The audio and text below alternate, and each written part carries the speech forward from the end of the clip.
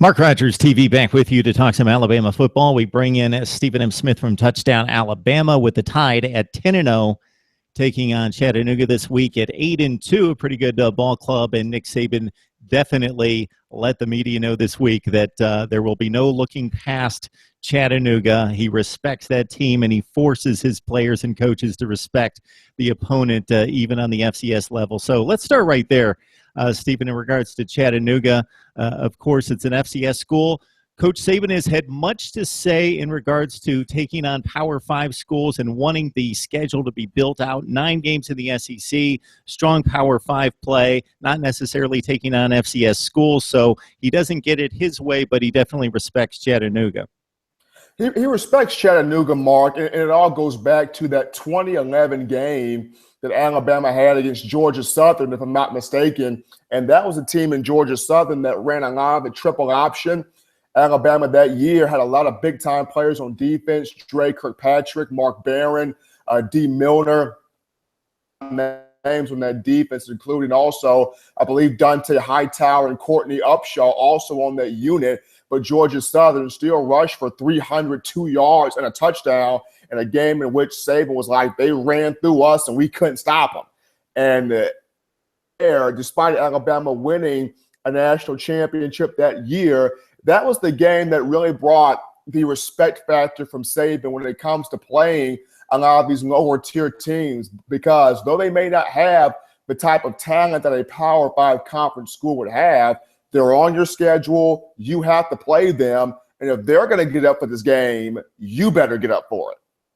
Let's talk about the running back situation. Bo Scarbough, for a second consecutive week, will sit out. Of course, he bruised the knee against LSU, sat out against Mississippi State. Definitely wasn't needed in the 51-3 win, and it's time definitely for Damian Harris. But in particular, Josh Jacobs could be a workhorse this week, possibly.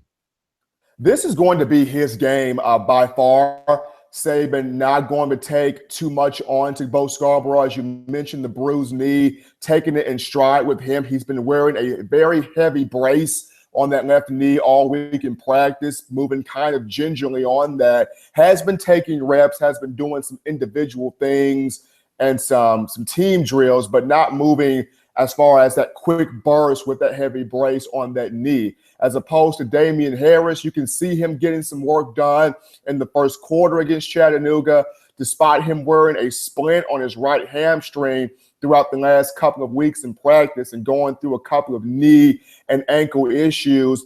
He hasn't shown that burst that he's shown during the early part of the season, but still a tough, hard-nosed runner and still a productive player is Damian Harris, and also a very good pass blocker. So he will play Chattanooga, but this is going to be Joshua Jacobs' game. He's earned that.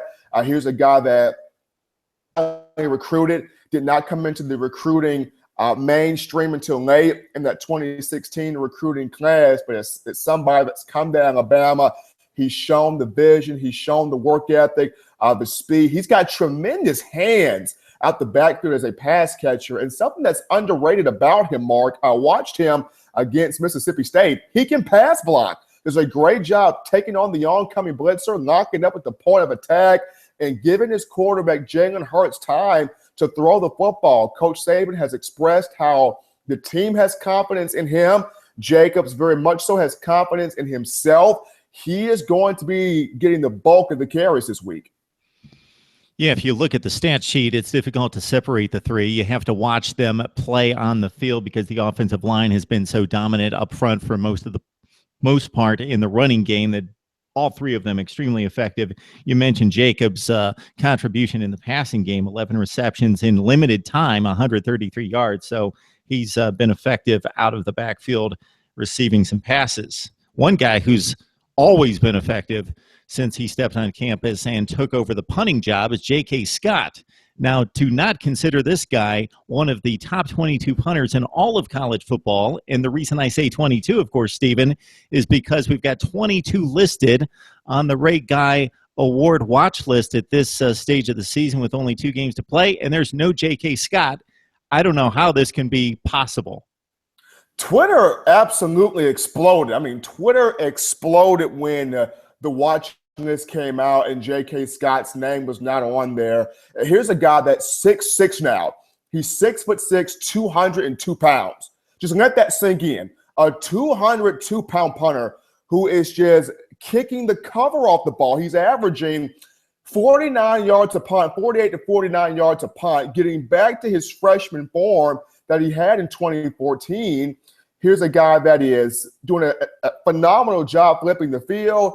The excess of 50-yard punts that he has, 60-yard punts at times that he has, and also being able to pin opponents inside for 20. He does that at a consistent rate. You look at both Mississippi State and LSU, preferably the LSU game, did an outstanding job against the Tigers, keeping them in rough field position, allowing Alabama to win that 10-0 game against the Tigers in Baton Rouge. It is shocking. Something that I heard, Mark, was punts to qualify for the award. I don't know if there's numerical data. Do they take an actual number, a cutoff number, if you will, of how many times do you have to punt in order to qualify? Because if that's the case, Ohio State and J.K. Scott nearly have the same amount of punts, yet the guy from the Buckeyes qualified. So I don't see what metrics are taken when you come into consideration of the Ray Guy Award, but it is very shocking. You have some very disappointed Crimson Tide fans. I'm pretty sure J.K. Scott may tell you he's not worried about it, but thinking, okay, why in the world am I not considered this accolade here? It's very shocking. Stephen, we're going to rile up Alabama fans just a little bit more because, as you mentioned, Cameron Johnston of Ohio State has kicked the ball 36 times.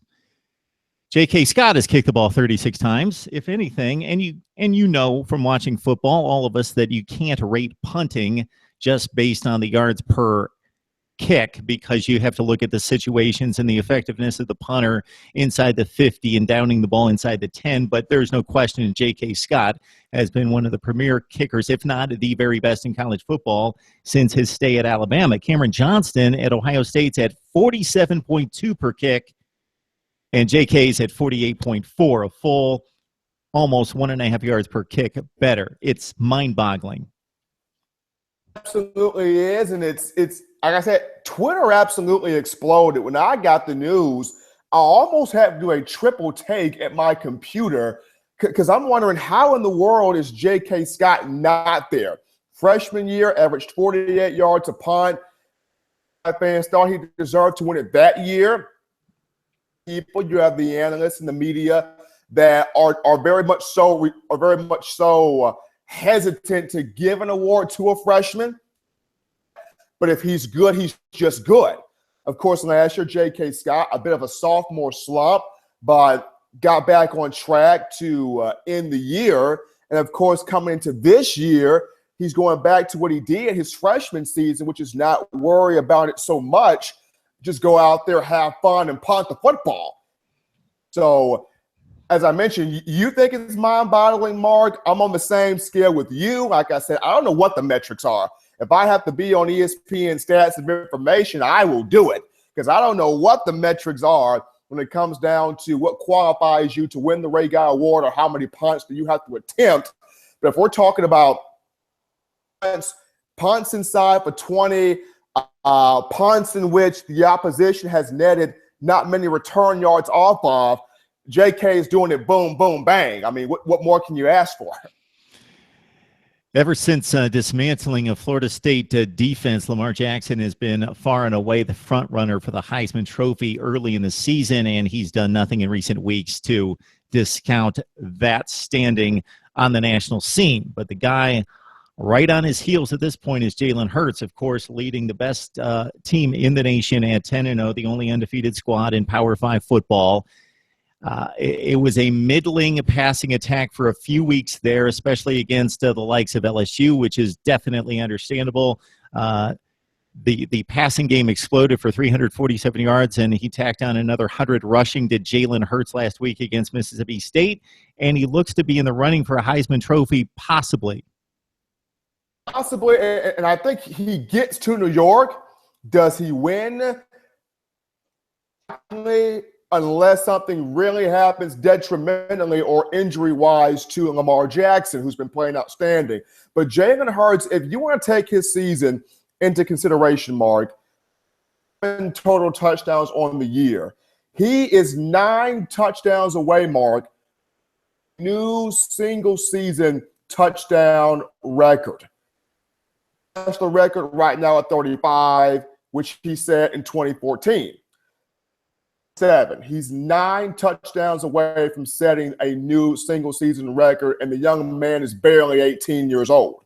Also against Mississippi State, tied a school record for most touchdowns in a game accounted for, that being 5, 4 passing, 1 rushing. Became the first Alabama quarterback in history to record 300 yards passing and 100 yards rushing.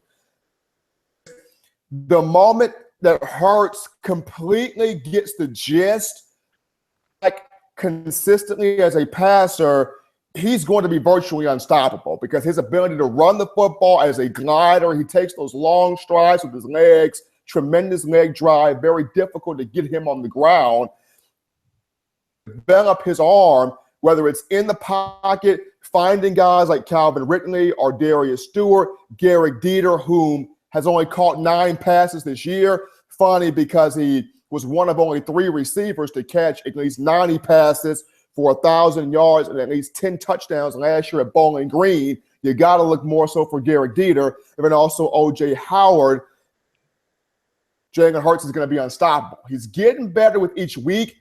Getting guys accurately, whether it's in the pocket, whether it's rolling out on naked boots, on rollout plays, being able to see the field fully and get receivers the ball in stride is the next thing consistently for Jalen Hurts.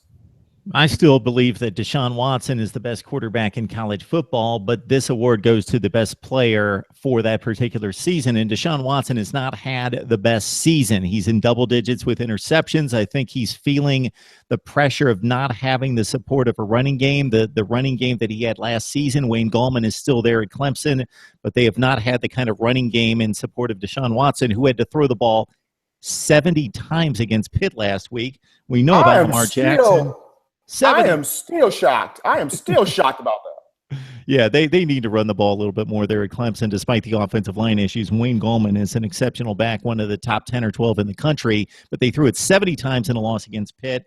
McCaffrey obviously has fallen off, not because of him, but because of the Stanford program having a down year. J.T. Barrett had a hot start, and he's been red hot the last couple of weeks, but the Buckeyes had a swoon offensively mid-season, so he's probably not in the mix. Leonard Fournette has been amazing, but obviously injuries kind of compromised his season early.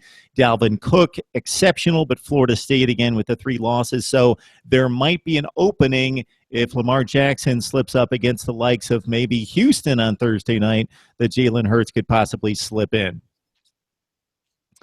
All right, Stephen M., one more subject I'd like to hit you up on is this college football playoff rankings that came out on Thursday night or on Tuesday night. Ohio State checks in at number 2 after 2, 3, and 4 loss from last weekend. I believe that most college football observers think Alabama is far and away distinguished itself as the best team in college football. But if there's a team out there from a talent perspective that has a shot, it's probably Ohio State. After that, maybe a lesser shot for the likes of Louisville, Clemson, Michigan, and maybe some others. Washington certainly did not impress anyone in that effort against USC at home last week and losing by double digits. So based on what you've seen in watching Alabama football each and every week, and then the spurts of action that you've seen from the top teams in important games, who out there could possibly give Bama a run? I definitely look at a team like Louisville, and I understand people look at what's just Lamar Jackson. That Louisville defense can play. Bobby Petrino, we get he's an offensive mind, but that defense at Louisville is no slouch. They can play some football. I've heard talks about possibly a 2-loss Oklahoma getting in there. And if that is the case, then that'll be the first time something like that has happened since 2007 in the BCS era, where we saw a 2-loss LSU, the likes of Matt Flynn, hop up in there, and they win the national title during 2007, beating Ohio State. Oklahoma's played well as of late, despite the 2 losses early. Baker Mayfield getting back to doing what he did last year. Samaje Perine, an exceptional running back. But I look at Louisville as a team that can really challenge because it has the dynamic quarterback. It's got the weapons on the outside, and the defense is starting to really take form and take shape. The one thing that I want to see more from Ohio State is coming from that offensive line. Can it continue to open up the run game and protect JT Barrett? There are times where Barrett has to bail out of the pocket more than what he would like to. When he's able to sit back and scan the field and run where he's ready to run or run where he knows options are not there is when he's the most effective, aside from having to bail out due to the pocket collapsing every other second at the last moment. So Ohio State's offensive line, if that can get more playing congruent together cohesively, Ohio State definitely. But I look at Louisville not just from the offensive standpoint. That defense is starting to play some football. Good call. Urban Meyer and company has definitely gone to work on that offensive line in recent weeks, and they tore to shreds Nebraska and Maryland. But if you check out the Penn State game on tape and Northwestern, not nearly the talent or the speed or the dynamic playmaking ability or the depth that the Alabama defensive line brings, and those squads really got after Ohio State. In particular, the Nittany Lions in Happy Valley gave JT Barrett and company fits. All right, it's Mark Rogers TV with Stephen M. Smith of Touchdown Alabama. We bring you Tide Talk each and every week, every Wednesday night, so you got to join us here each and every Wednesday. Stephen M., it's always a pleasure. Always a joy, Mark. I appreciate it. And hey, next Wednesday, right back here.